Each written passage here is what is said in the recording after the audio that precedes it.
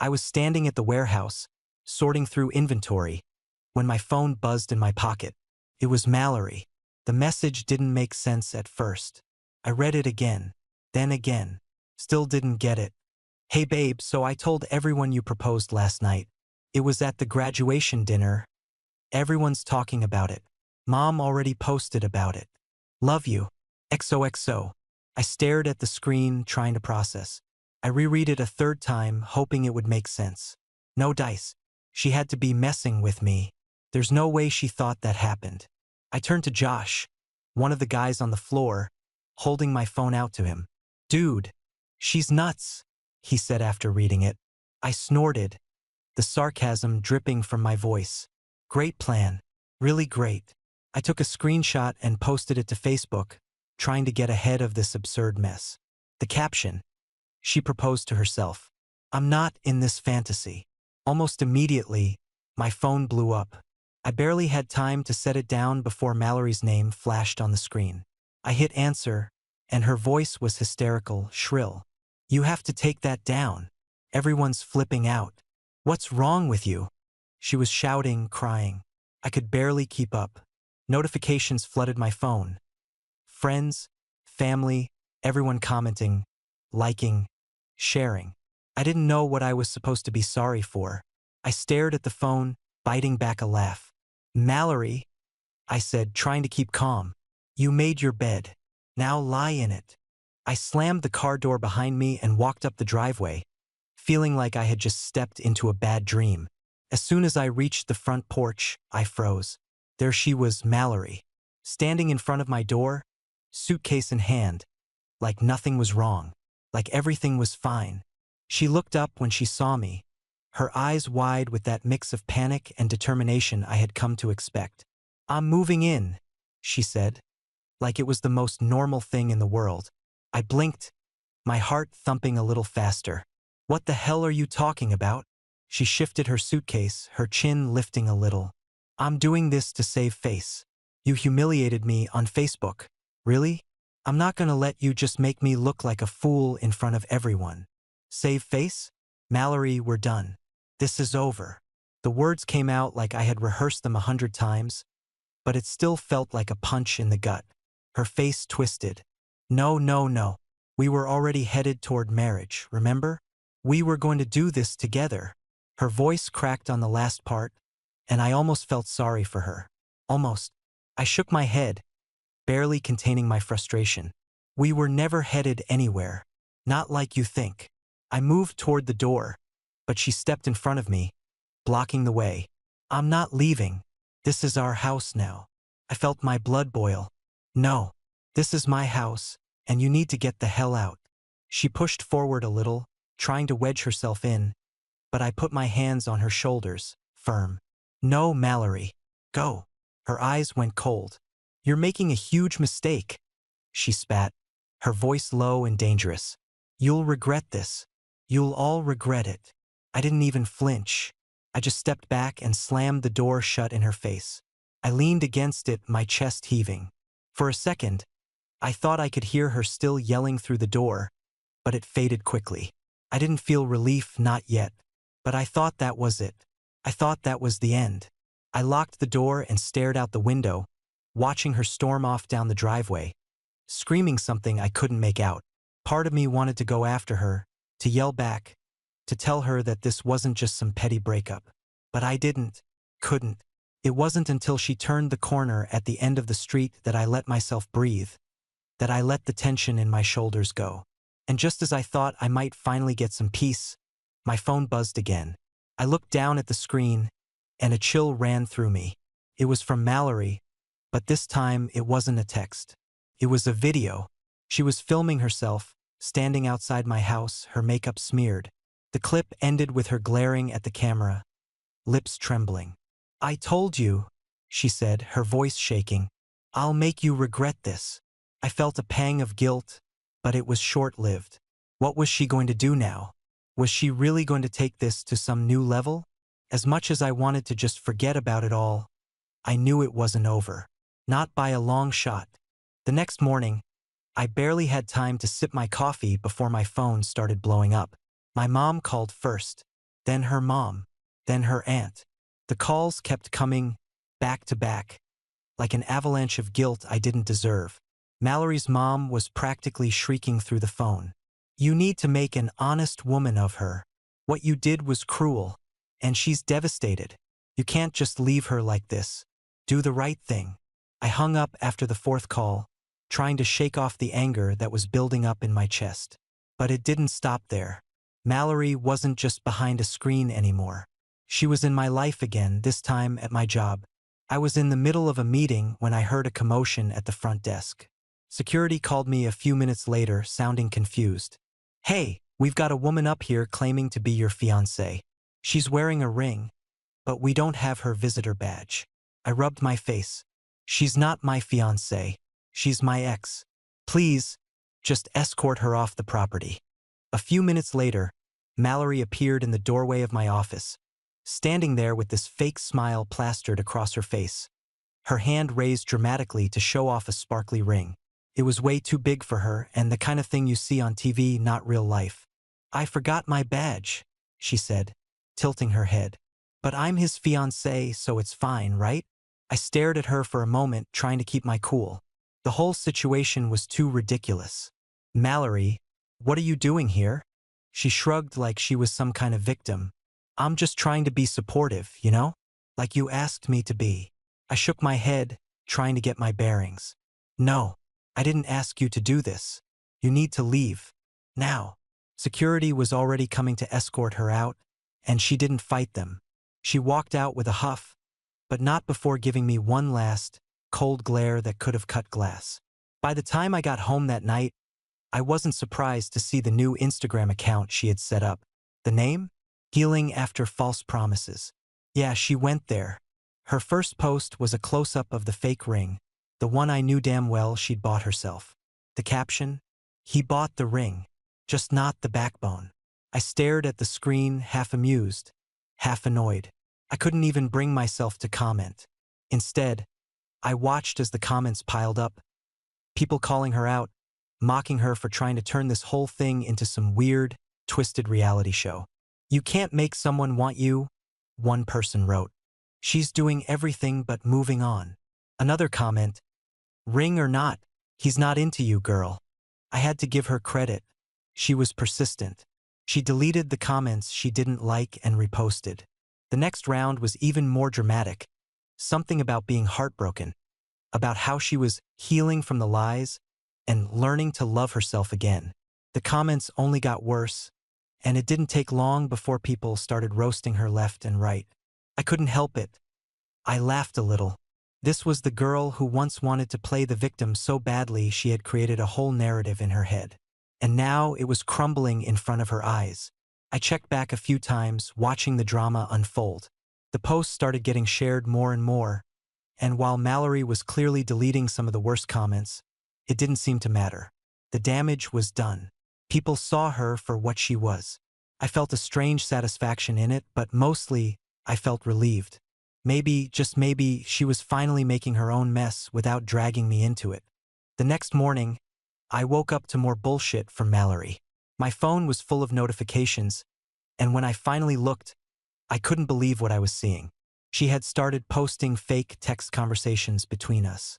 The first one was a screenshot of a conversation she had made up, claiming I'd promised her marriage. "I'm just scared, Mel. I want this with you, but I need time. I'm working on my fear of commitment. Please be patient." I stared at the screen in disbelief.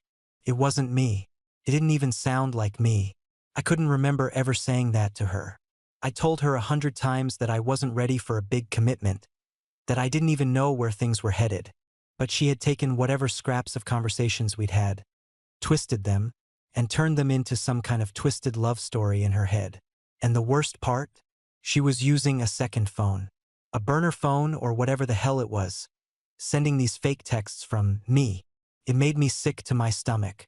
I leaned back, trying to take it all in. The first thing that came to mind was the time she'd faked a pregnancy to stop me from going on a camping trip with my friends. It was right before we'd been dating a year, and she'd pulled out all the stops. Tears, late-night phone calls, telling me how she'd need me for emotional support if she were really pregnant. I had to cancel the trip. She convinced me it was the right thing to do. And later, after a week of emotional support, she admitted it was just a test. A test run for future honesty, she'd said. At the time, I didn't think much of it. I didn't want to question her, didn't want to seem like the jerk. I ignored the red flags, even when they were flying in my face. Now, looking back, it felt like the first major crack in the whole damn thing. She'd lied, manipulated, and I'd let it slide. I didn't want to admit to myself that I'd been so stupid. But here we were. I grabbed my phone again to check more of her posts. Sure enough, there was more screenshots of text conversations where I supposedly begged her to wait for me, to be patient with my process. She even included one where I supposedly told her I needed her. My stomach churned as I read each one. They were so convincing, so real, but they weren't true. The lies kept piling up. She'd even started emailing people I knew, people from my gym, my hobby groups, pretending to be me. She was canceling memberships, signing me up for mental health leave. She claimed I was taking a break from everything, from life. I could almost hear her voice as I read the emails, the way she tried to sound all serious and concerned, like she was doing everyone a favor by speaking for me. I sat there, staring at the screen, rage bubbling up again. How had it come to this? How had she turned my entire life into her own personal circus? I wasn't going to sit here and let her drag me through the mud any longer. I picked up the phone, sent a quick message to a few people I trusted, warning them that Mallory was lying about me. I knew it wasn't enough, though. She'd already planted the seed, and no matter how many people I told the truth, it wouldn't stop her from spinning her narrative. The lies felt like they were suffocating me. I had to get a handle on this before it spiraled completely out of control. But part of me already knew it was too late. Mallory wasn't just playing the victim anymore. She was weaponizing her lies, and I had no idea where this was going next. It was late in the evening when I opened my bank statement and saw it. $1, $200 charged to Blue Lake Barn, a wedding venue I'd never heard of. My heart stopped for a second. I stared at the transaction. What the hell was this? I didn't recognize the name, but the description was clear. Wedding deposit. I rubbed my eyes, then checked the date. A few days ago.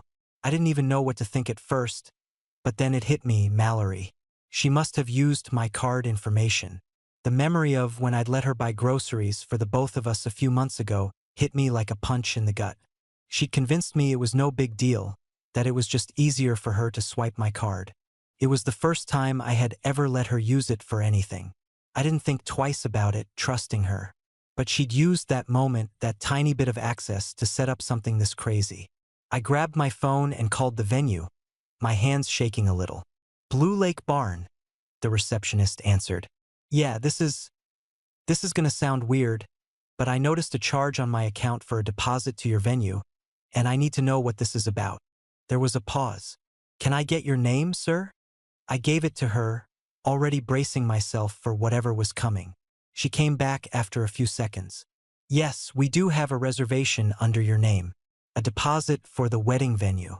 It was confirmed last week. A knot tightened in my chest.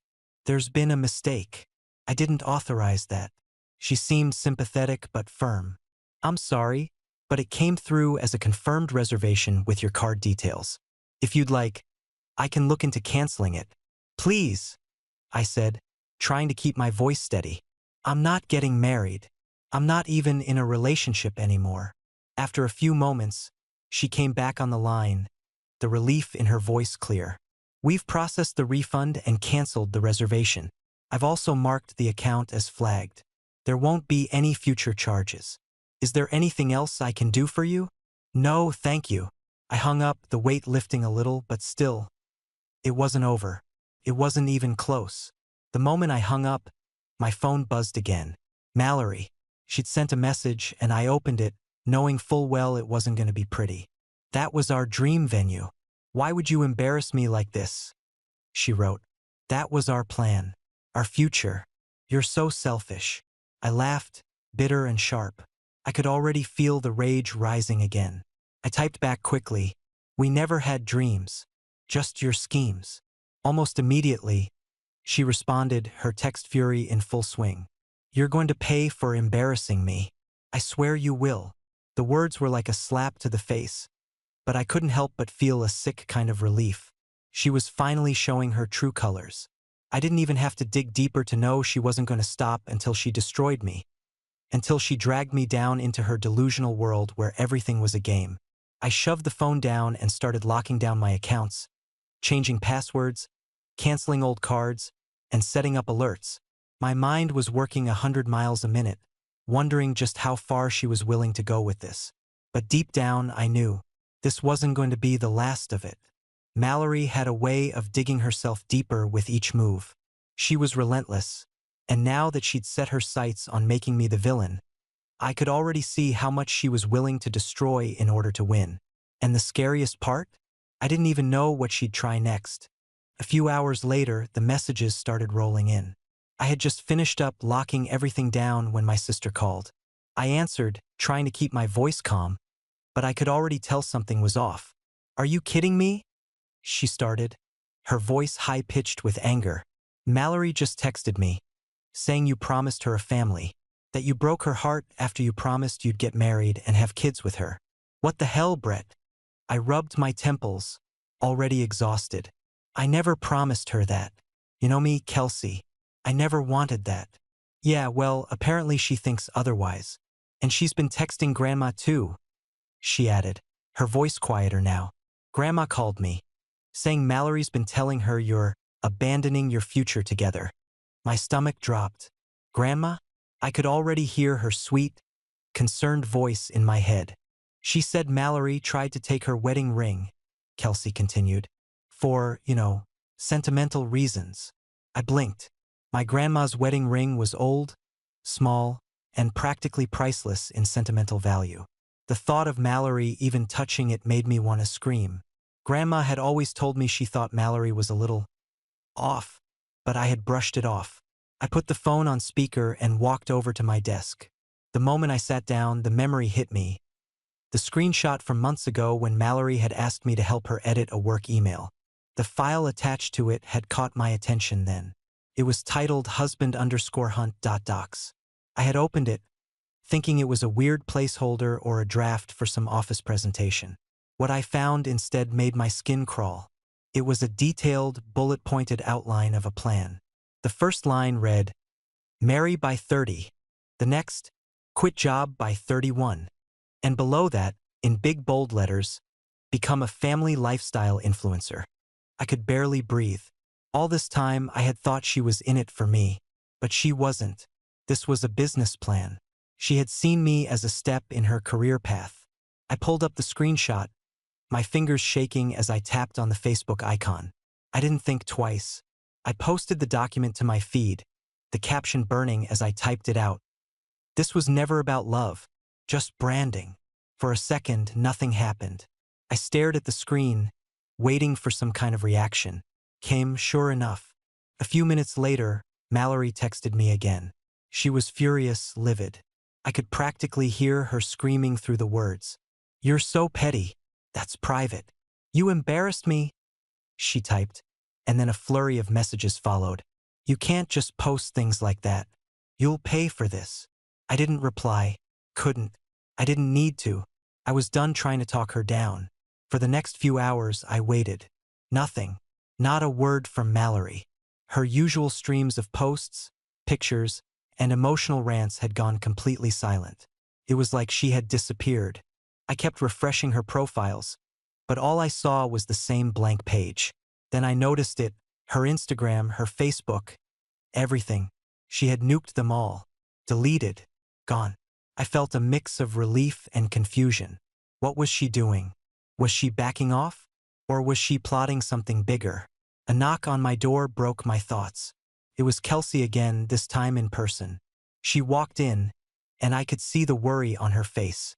"Mom called," she said softly, sitting down across from me. "She wants to know what's going on. What the hell is happening with Mallory?" I didn't know how to answer her. What was happening with Mallory? Was she really done? Was this all just another part of her game? I shook my head, leaning back in my chair. "I don't know, Kels. I really don't." She's always been this thing. I never saw it before, but now it's all I can see. Kelsey stared at me, her eyes full of concern. Do you want me to go over there? Talk to her? No, I said quickly. I don't want to get sucked into her mess anymore. If she's going to keep going, it's on her now. I'm done trying to fix it. She looked at me for a long moment before nodding. All right, just don't let it get worse. You've already been through enough with her. I exhaled deeply, feeling the weight of the last few days finally start to settle. Maybe, just maybe, it was over. But something deep down told me it was only the calm before the storm. A week after Mallory wiped all her social media accounts clean, I thought maybe, just maybe, she'd finally realized how far she'd gone. I figured I'd have a quiet few days, some peace to get my life back on track. I was wrong. One morning, I got a message from Rick, a photographer I knew from the gym. He'd worked with Mallory a few times, mostly for events she'd dragged me to, things I never really cared about but went along with for her. Rick's message popped up on my phone with an image attached. Bro, she brought a life-size cutout of you. Just thought you should know. I opened the photo and sure enough, there it was. Mallory, standing in front of a backdrop, wearing a white dress and holding a cardboard cutout of me. My face frozen in some old selfie I barely remembered taking. She was smiling, posing like we were at a wedding, as if it was the most normal thing in the world. The scene looked surreal, like something out of a bad movie. My stomach twisted as I scrolled down to see more pictures. They weren't just random snaps. They were professional. She had staged an entire engagement photo shoot with a cutout. My mind raced, trying to make sense of it. What the hell was she thinking? It didn't take long to see where this was headed. Mallory had set up a new website, one that she'd somehow launched in less than a week. The homepage was all about healing from emotional trauma. She was offering $99 coaching calls for women dating emotionally unavailable men. The tagline? I've been there. I can help you get through it. I scrolled through the testimonials, all of them looking eerily similar. Identical writing style, the same misspellings, and way too many exclamation marks. Mallory saved my life, one of them said. Another one read, her advice is everything. The repetition was glaring, but Mallory didn't care. She was already selling a fantasy that people seemed desperate enough to buy. I tossed my phone onto the couch, feeling both disgusted and exhausted. How was it that everything she did just made her look more insane? And yet, here she was profiting off of it. I tried to shake it off. Life had moved on for me, or at least I was trying to move forward. I had started seeing someone new, Carrie, from my pickup basketball league. We had been talking for a couple of weeks, and while it wasn't anything serious yet, it felt good to be around someone who wasn't wrapped up in drama. We'd met for drinks a few times, talked a lot, laughed a lot. She was easygoing, and that's exactly what I needed right now. Carrie and I were hanging out at my place that evening, watching a game on TV, when I pulled out my phone again. I showed her the photos, the ones with Mallory holding the cardboard cutout of me. Carrie laughed so hard she nearly spit her drink out. Oh my God, she said between fits of laughter. That is next level nuts, right? I shook my head, trying to keep it light. I can't believe she's still going with this. I thought she'd back off after all this time. Carrie leaned back on the couch, still chuckling. Did you keep receipts? I looked at her, confused for a second, and then it clicked. Oh yeah, I've got everything. Texts, emails, screenshots. I wasn't about to let her twist this. Good for you, she said, giving me a smile that made me feel a little lighter. You gotta protect yourself.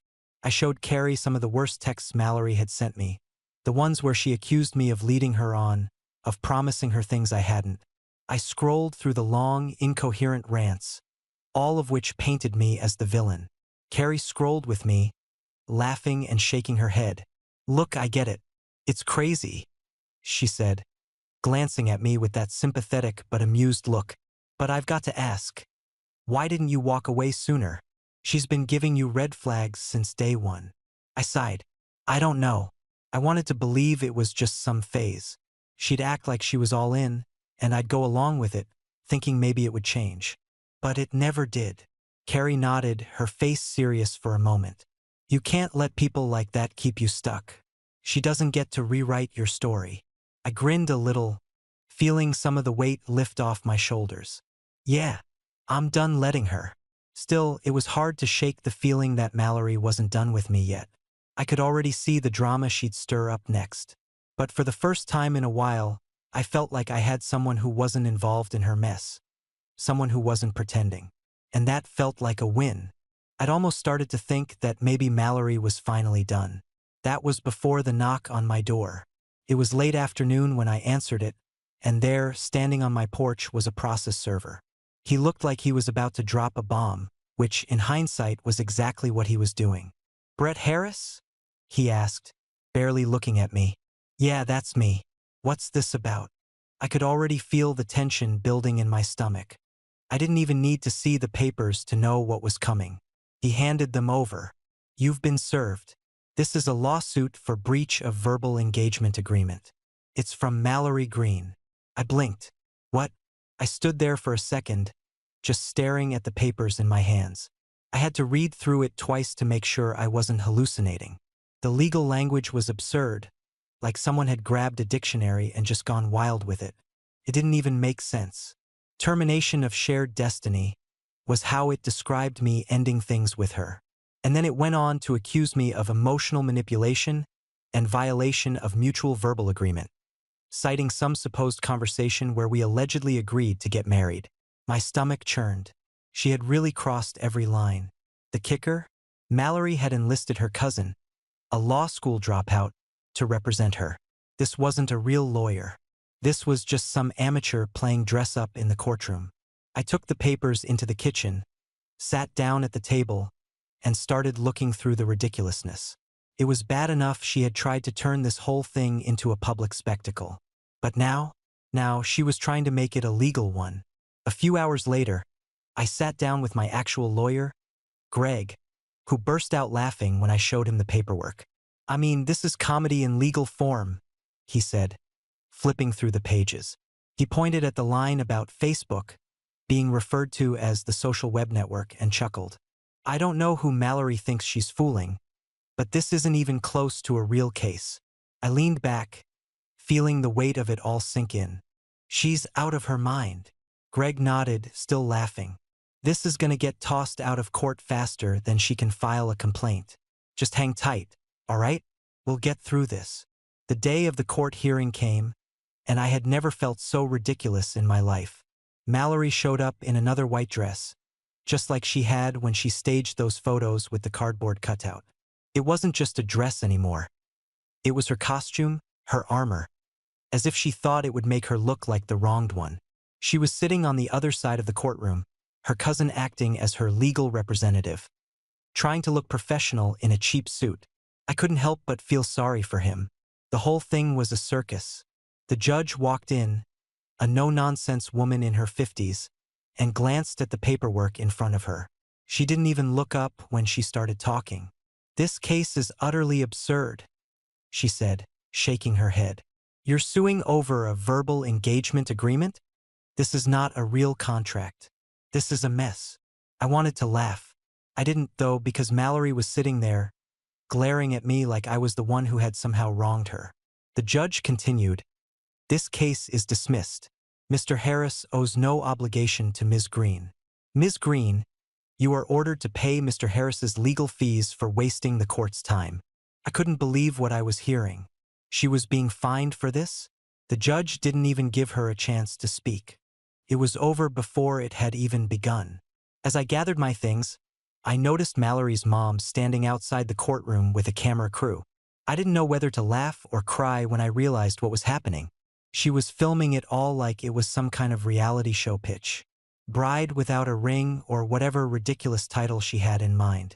The camera crew was circling her, zooming in on her face, trying to capture the devastation she had apparently been through. Couldn't believe it. It was like she wasn't even concerned about her daughter losing the case. No, she was more interested in turning Mallory's heartbreak into a show. The whole thing was surreal. It felt like I was living in a nightmare where everything was upside down, where the truth didn't matter. But at least, for once, I felt like I was on the right side of it. As I walked out of the courtroom, I felt like a weight had lifted, but only a little. There was still a part of me that knew Mallory wouldn't stop. She'd already proven she was willing to do anything to keep this drama alive. But at least for now, I'd won. And it was a victory I wasn't going to let her take away. I thought the court ruling would be the end of it. But of course, Mallory wasn't done. That's when she made her move. I was at home, trying to enjoy a quiet evening when my phone started blowing up again. It was a video on TikTok and somehow it had gone viral. The video started with Mallory in a wedding dress, standing outside the courthouse. She was crying, her makeup a mess, her shoulders shaking like she'd just been hit by a truck. The caption read, "He took my future. He took everything from me. Hashtag heartbroken, hashtag wedding dress fail." I stared at the screen, disbelief setting in as I watched the comments flood in. People started making jokes about her, about how she was still living in a fantasy world. "Wait, isn't this the same woman with the cardboard cutout?" Someone commented with a laughing emoji. "Who's the emotional, unavailable man now?" Another person wrote. And then there was the meme that made me laugh for the first time in days. Someone had taken a screenshot of Mallory holding the cardboard cutout of me and turned it into a missing person flyer with the words, "Last seen with a future that didn't exist." I couldn't help myself. I hit share on a few of the funniest ones. What else could I do? She was out here trying to make a spectacle of herself, and the internet was eating it up. But that wasn't the worst part. No, Mallory wasn't going to let me off that easily. Not when she had a platform to fight back. Less than an hour after the TikTok hit its peak, she posted another one. This time it was aimed at me directly. "My ex made 500 fake accounts to smear my reputation. This is my truth. Hashtag gaslit, hashtag smear campaign." I blinked. 500 fake accounts? I didn't even have a TikTok account, let alone 500 fake ones. The idea that she was pulling this out of thin air, it was beyond me. She was so deep in her own web of lies that I didn't know if she even realized how insane she sounded anymore. Then things took another turn. I got a message from Preston, Mallory's newest boyfriend. He had apparently found my name online, done some digging, and reached out to confirm something for himself. "Hey man," he texted me. "Saw your name on Mallory's page." I didn't believe her, but I've checked it out. "You're telling the truth, right? She's losing it. We're done." I stared at the message. Preston was already onto her. That was quick. And then, just like that, he dumped her. Publicly. On her own post. "Just wanted to let everyone know. Mallory, you're not the person I thought you were. I'm done." Hashtag done with the drama. It was the final blow to her already crumbling facade. I don't know if it was the embarrassment or what, but Mallory completely lost it after that. She spiraled, posting a GoFundMe titled "Recovery After Commitment Trauma." The goal? $10,000. I wasn't sure if I wanted to laugh or feel bad for her. She barely got $45 before her mom was the only one to donate, with a note saying, "I'm so sorry, honey. You deserve better." The comments were savage. People were already calling out the obvious, the fact that Mallory was using tragedy to fund her next act. Is this the same person who just spent the last few months creating fake stories about her ex? Someone wrote. Another comment read, "Get a job, Mallory. Hashtag no more freebies." Her GoFundMe was deleted not long after. The donations stopped, and the comments just kept getting worse. Her recovery fund became the joke of the week. I didn't reply. I didn't need to. For once, I felt like I could breathe again. The worst of it was over. Mallory had finally gone too far, and the whole world was starting to see her for what she was. A faker, a manipulator, someone who would stop at nothing to create a narrative for herself, even if it meant destroying everyone in her path. At that moment, I realized I didn't need to play her game anymore. I wasn't her villain. I was just the guy who got caught up in her lies. And now she was finally being exposed for it. As for me, I was moving on. For good. 3 months had passed, and things had finally started to feel normal again. I was still with Carrie, and despite everything that had happened with Mallory, I felt like I'd found some peace. It wasn't perfect, but it was good. Solid. Real. That's why, when we ended up at my cousin Gretchen's baby's first birthday party, I wasn't expecting any fireworks. The party was packed with family and friends, most of whom I hadn't seen since all the drama with Mallory had exploded. As soon as we walked in, a few people recognized me and gave me that knowing look. It wasn't long before the cardboard bride joke started. A couple of my cousins were laughing about it, the incident having become the stuff of party legend. One of them even asked, "So, are you still engaged to the cutout?" I could only shake my head and laugh with them. It was weirdly comforting, knowing that everyone had moved on. Mallory was no longer the center of attention, and her crazy antics had become something to joke about rather than something to fear. Gretchen, the host of the party, came over to say hi. She was holding her baby, looking a little embarrassed. "Hey, I just wanted to say, I should have said something sooner. I knew something wasn't right, and I didn't know how to say anything." I waved her off. "Don't worry about it. It's all behind me now." Carrie, who had been talking to a few other guests, came over with a smile and slipped her hand into mine. She leaned in and whispered, "At least no one's bringing up the cardboard cutout for real anymore." I chuckled, nodding. "Yeah, at least she's faded into the background." Gretchen smiled, relieved. "I'm just glad things are better. I can't believe how much that whole mess turned into. It's still the talk of the family." "I'm not surprised," I said, glancing around. "I'm just glad it's over. The whole thing, you know? Mallory's in her own world now. Last I heard, she moved to Austin and rebranded herself as a radical relationship realist." Carrie raised an eyebrow. "Radical relationship realist? Sounds like she's just vague now." I laughed, the tension I'd been carrying for months finally slipping away. "Yeah, I guess that's one way to put it." Gretchen, who had been listening, shook her head. "I don't even know how she thought she could get away with all that. But I guess she found her audience." "Yeah," I said, "and I'm glad I'm not part of it anymore." We all shared a quiet laugh, and I felt something shift in me. It wasn't just the end of Mallory's drama. It was a new beginning for me, for all of us. I wasn't looking back anymore. I wasn't chasing ghosts. Carrie gave me a little squeeze on the arm, and I looked down at her, feeling the weight of everything I'd learned in the past few months. "You know," I said, half smiling, "I'll never ignore red flags again." Carrie looked up at me and laughed, but I could see the understanding in her eyes. "Bullet dodged. Bullet dodged," I repeated, and for the first time in a long time I really believed it.